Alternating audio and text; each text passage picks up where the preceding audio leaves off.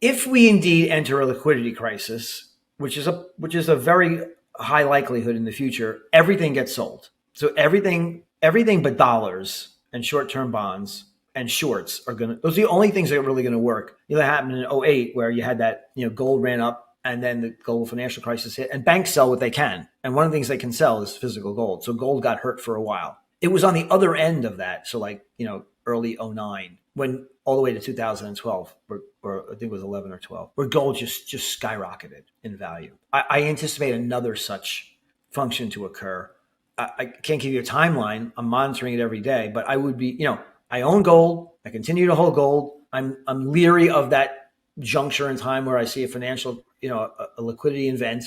According to market strategist Michael Pento, gold and silver are entering a pivotal phase shaped by the Federal Reserve's policies and the broader economic slowdown. Pento argues that with debt levels soaring and growth weakening, the Fed is being forced into an impossible balancing act. If policymakers keep rates elevated to fight inflation, recessionary pressures will deepen. If they cut prematurely, inflationary forces could re-emerge. In either case, he believes that monetary instability works to the long-term advantage of precious metals, which historically thrive when confidence in central banks wavers. Pento stresses that gold remains the ultimate safe haven asset in a world of excessive leverage and currency debasement. He points to the consistent central bank demand for gold reserves as evidence that even governments see the need to hedge against dollar risk. In his view, the metal's recent strength despite high real interest rates signals that underlying demand is far more structural than speculative. When trust in fiscal discipline breaks down, Pento explains, gold reasserts itself as real money.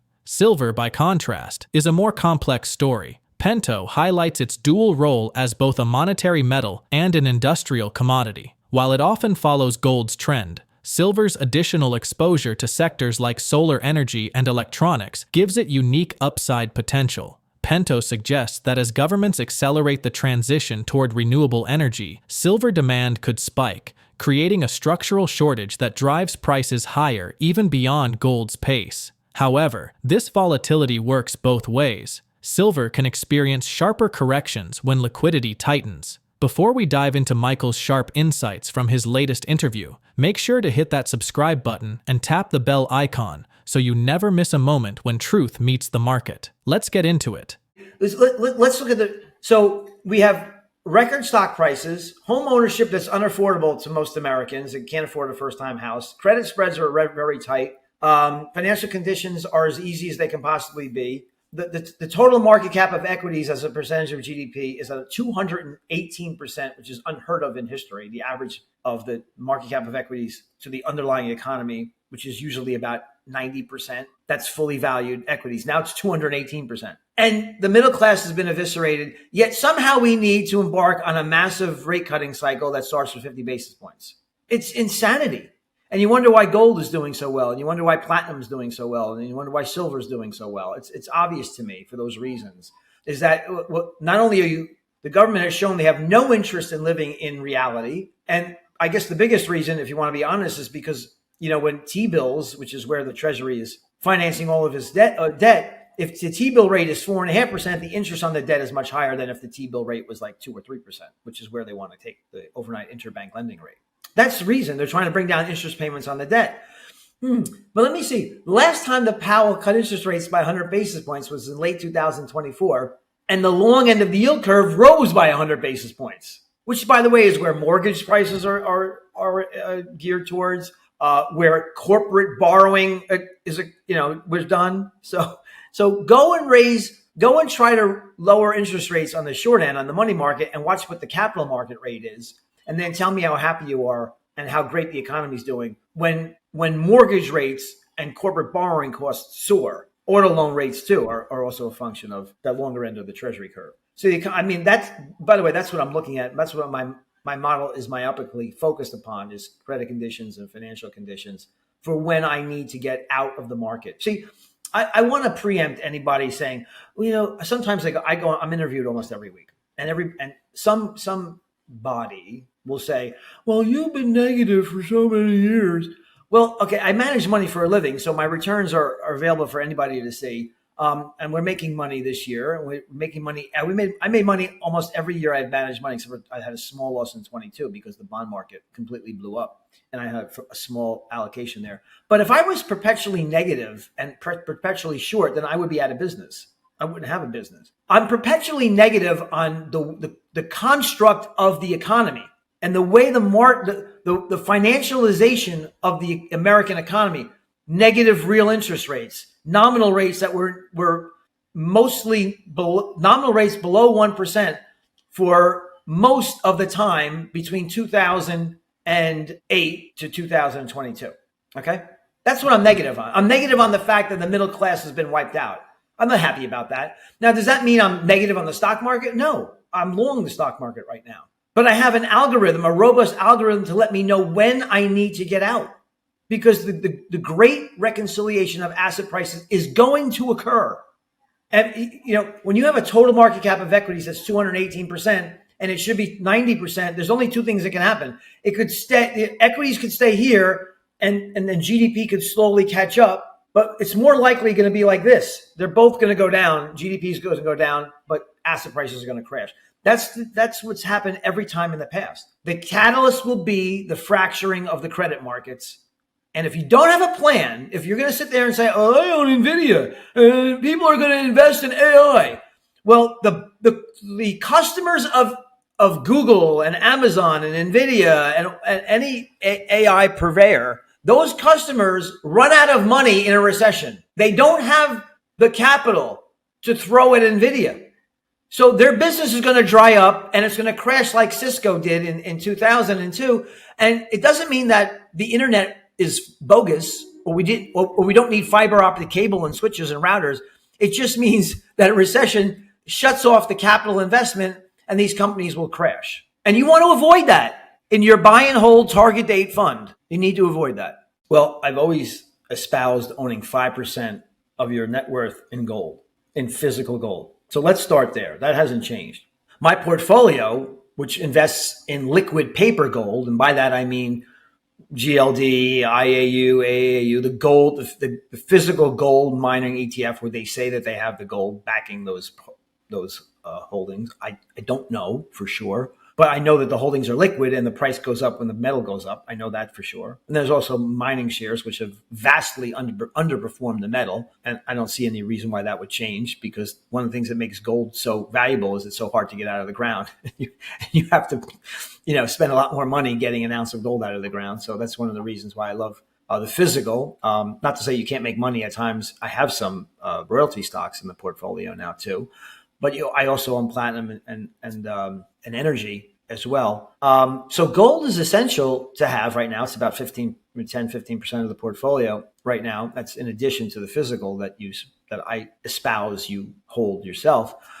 So you asked me what's next for gold. I see two things that you should be aware of. Number one, if we indeed enter a liquidity crisis, which is a very high likelihood in the future, everything gets sold. So everything but dollars and short-term bonds and shorts those are the only things that are really going to work. That happened in 2008 where you had that, gold ran up and then the global financial crisis hit and banks sell what they can. And one of the things they can sell is physical gold. So gold got hurt for a while. It was on the other end of that. So early 2009, when all the way to 2012, or I think it was 11 or 12, where gold just skyrocketed in value. I anticipate another such function to occur. I can't give you a timeline. I'm monitoring it every day, but I would be, I own gold.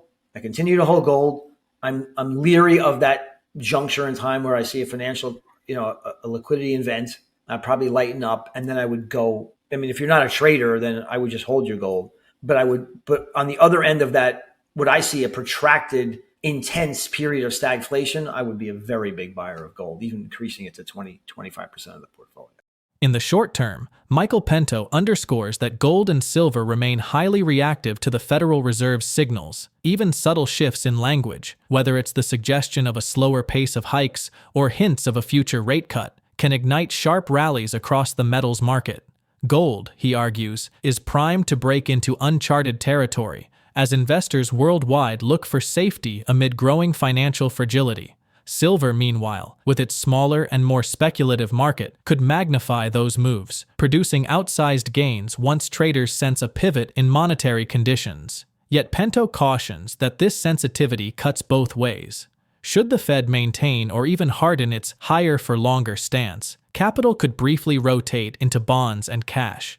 Over the longer horizon, Pento is far more bullish, describing gold and silver as the core beneficiaries of what he calls a global monetary reckoning. With government deficits ballooning, geopolitical fragmentation accelerating, and inflation proving more persistent than policymakers anticipated, he sees a structural case for precious metals unlike any in decades. Gold's role as a reserve asset is being reinforced by central bank accumulation, while silver's industrial demand, particularly in renewable energy and advanced technology, adds a unique tailwind to its monetary appeal. For Pento, these dynamics suggest not just cyclical price rallies, but a deeper revaluation of gold and silver as anchors of financial security in an era where faith in paper assets and central bank credibility is wearing thin. So we have an anemic economy, that's for sure, but it's one that's marred by stagflation or inflation, I'll just say. So that equals stagflation in my mind. And I think that condition is going to get a lot worse. But let's just talk about why I see the economy stagnating as far as the growth component is concerned. First of all, you have immigration, which has been shut down completely. As a matter of fact, for the first time in this nation's history, we have negative immigration. So there's less native-born Americans here this year than there were last year, or foreign-born. Sorry, say foreign-born. Which, by the way, everything I say is apolitical here. So I'm a libertarian and I'm for strong border control. So I'm just saying something I'm talking about economics. So half of the input to GDP is the labor force growth. Well, the labor force isn't growing because it's actually shrinking now because, we have negative flow of cross-border flow of working age people. Then you add to that inflation, and nobody really talks about how devastating the inflation post-COVID really was. I mean, it wiped out the bottom 4 quintiles of Americans. Only the top 20% of Americans are really keeping this whole game going. So, and then when you add to that the housing market, the housing transaction market is frozen. So you have the housing transaction market frozen. There's so much growth that's around housing, and you have immigration, which has been shut down, and then you have inflation, which has wiped out the purchasing power of the middle class of this country. Now, I'm not saying that the household debt to income ratio is terrible. What I'm saying is that their cash flow has been attenuated. So can I just give you a couple of statistics here? If you look at, there's a record $18.4 trillion in consumer debt. Okay, rising default rates, auto default rates, student loan default rates, credit card. And in fact, student loan default rates are at a 21-year high. Seriously delinquent credit card debt is at the highest level it's been in the past 14 years. The home price to income ratio is at a record high. So you have these asset bubbles that are also shutting down, particularly in the real estate, shutting down the home transaction market. Investors now own between 20 to 30%, depending on the sources you get, 20 to 30% of all single family homes in this nation are now owned by investors. Think about the supply of homes that can come on the market when the prices start to fall. And I can speak anecdotally from where I'm sitting in Naples, Florida. Home prices are already falling. There's now $110 billion worth of seriously delinquent mortgages in the United States. So that's why the economy is very weak. So you have a weak economy, but that is married with inflation that's equal to stagflation. And that is why my investments are geared appropriately for that macroeconomic condition. I just find that, again, apolitically speaking, I actually agree. Everybody's going to, you can hate me for saying this from both sides of the aisle. So Trump is 100% correct that we have to fire most of the FOMC, if not abolish the Fed. I mean, there's just a horrible institution. But he's 100% wrong as to why he wants to fire the Federal Reserve. The Federal Reserve is perpetually, ever since 1987, really, starting with Greenspan all the way through to Powell, perpetually edged on the side of destroying the purchasing power of Americans.